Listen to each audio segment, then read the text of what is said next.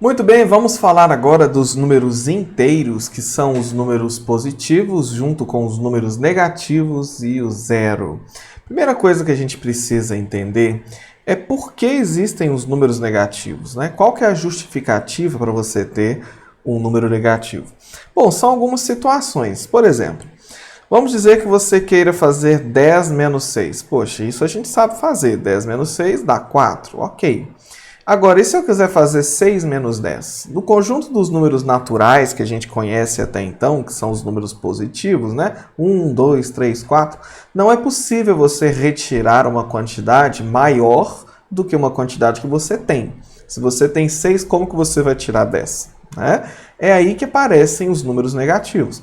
Se 10 menos 6 é igual a 4, nós vamos dizer que 6 menos 10 é igual a menos 4. Pronto, só isso. Trocou o sinal do número. Menos 4 quer dizer que ficariam faltando 4, ou quer dizer que você ficaria devendo 4, ou 4 abaixo, né, de 0. Essa é que é a ideia do número negativo. E eles existem, os números negativos, para responder esse tipo de operação, em que você quer retirar mais do que você tem, ok? Agora, vamos dar uma olhada, então, em algumas situações do dia a dia em que a gente utiliza números negativos. Aqui do lado esquerdo da tela, nós temos um termômetro, né?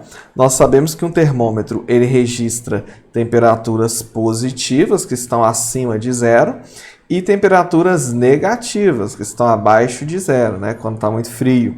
E o 0, ele separa exatamente a faixa dos positivos dos negativos, né?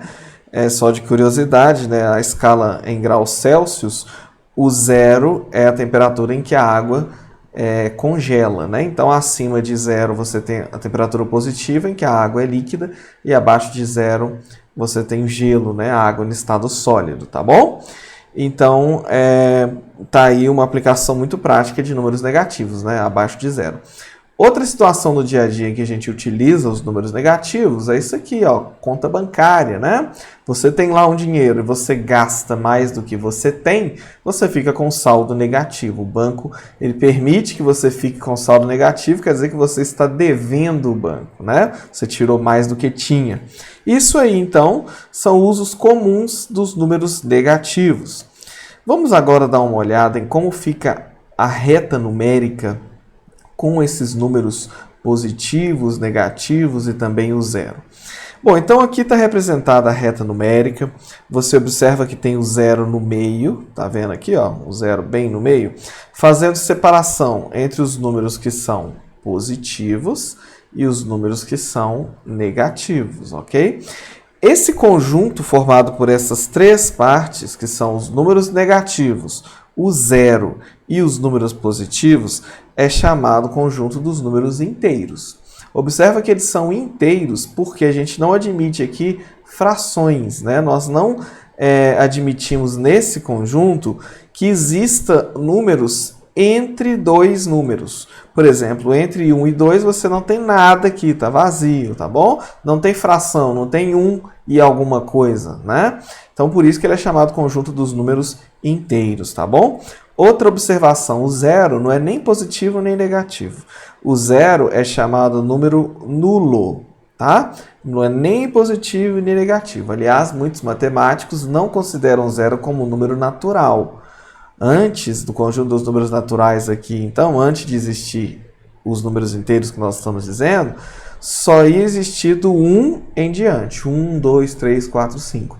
O zero, ele aparece para separar os positivos dos negativos, né? Sendo que aí, à esquerda de zero você tem os negativos, à direita de zero você tem os positivos, tá bom?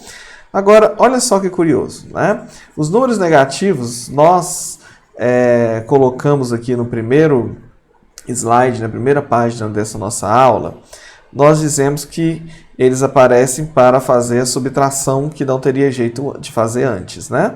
Então, o que a gente fez mesmo? Nós dissemos que 10 menos 4 era igual a 6 e que 4 menos 10, portanto, seria igual a menos 6. Troquei o sinal do número e pronto, né? Ficou assim. Trocar o sinal do número é encontrar o oposto do número.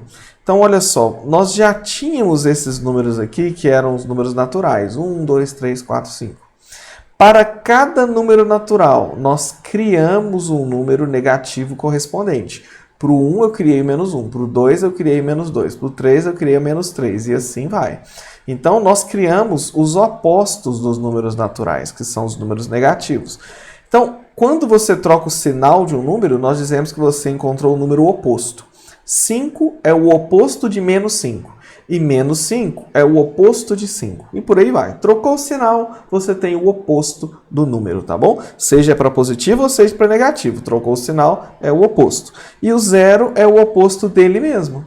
Mais 0 e menos 0 é tudo a mesma coisa. É 0, do mesmo jeito. É um número nulo, tá? Outra observação que a gente pode fazer, então, desse fato é que você já tinha os números naturais como uma lista infinita, né? 1, 2, 3, 4, 5, infinitamente aí andando para a direita nessa reta. Agora, como você criou o oposto desses números, você criou também uma lista infinita para o lado esquerdo. Então, você tem aí uma lista que vai infinitamente, 0, menos 1, menos 2, menos 3, menos 4, assim como a outra lista para a direita é infinita. Você espelhou os números. Se ela era infinita para um lado, agora ela vai ser infinita para o outro lado também. Tá vendo aqui, ó?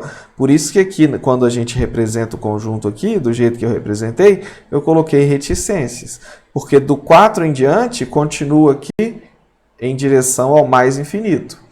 E aqui do menos 4 para trás, continua também em direção ao menos infinito. Continua infinitamente.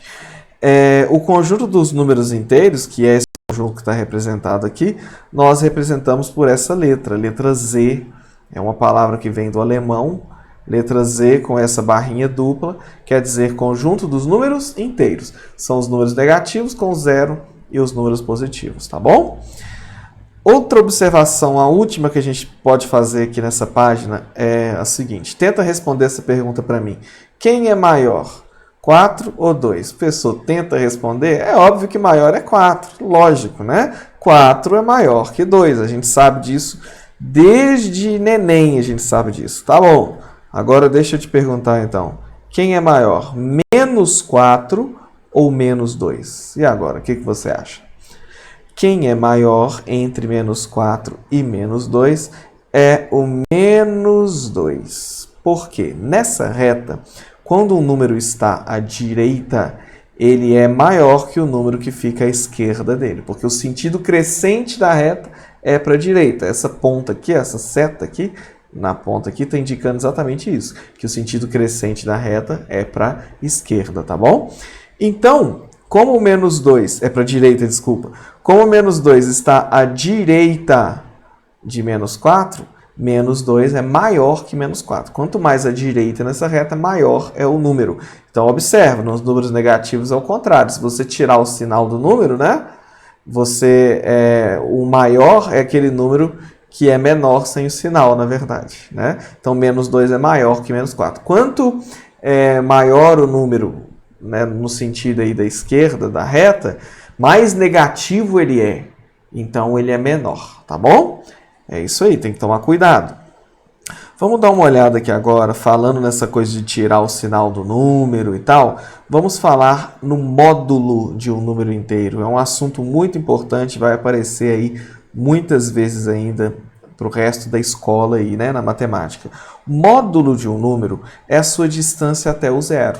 Mas você pode pensar exatamente dessa forma. Lembra lá da reta? Qual que é a distância dele até o zero? É o módulo dele. Então, vamos ver isso na prática. O módulo a gente indica por essas duas barrinhas. Então, aqui está escrito assim, ó. Se o número vier entre duas barrinhas, isso aí quer dizer o módulo do número 2. Se eu coloco isso aqui, ó, é o módulo do número menos 3, tá bom? Calcule módulo de 2. Qual que é a distância de 2 até o zero? 2. Então, a distância do 2 até o 0 é 2. Módulo de 2 é 2. Módulo de menos 3. Qual que é a distância de menos 3 até 0? 3 unidades. Você não vai dizer que a distância é menos 3. A distância é positiva, né? É um número positivo. Então, a distância é 3. Qual que é o módulo de 10? É 10. Poxa, professor, então é só tirar o sinal do número se ele for negativo? Olha, Quando você tem o número assim, é sim, é só tirar o sinal. Mas na letra C nós vamos ver que é um pouquinho diferente, presta atenção. Verifique que o módulo de 3 é igual a menos 3.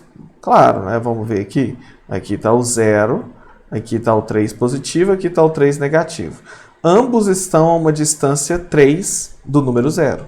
Então, o módulo de 3 é igual ao módulo de menos 3. Ambos estão a uma distância 3 do 0. Professor, é só ignorar o sinal. Você pode pensar assim na prática, mas tem alguns detalhes que às vezes não é só você tirar o sinal. Olha a letra C. Determine x para que o módulo de x seja igual a 5. Qual que é o módulo de x? Eu não sei o sinal desse x. Como é que eu vou tirar o sinal dele se eu não sei qual que é? Então não é bem que é só tirar o sinal. Você tem que raciocinar pensando na distância até o 0. O que a gente está dizendo aqui? Eu quero que o módulo de x seja igual a 5. O módulo de um número desconhecido seja igual a 5. O módulo de um número não é a distância dele até o 0? Então pensa comigo, quais são os números que estão a uma distância 5 do 0? Vamos pensar na reta? Aqui está a reta, 0. É óbvio que o 5 está a uma distância 5 do 0. Qual que é o outro número que ficaria a uma distância 5 do 0? Menos 5. Não é isso? Então, o valor de x aqui pode ser 5 ou pode ser também menos 5. Pronto, resolvemos. Isso, então, é uma introdução, é a primeira aula aí sobre números inteiros. Vem muita coisa pela frente.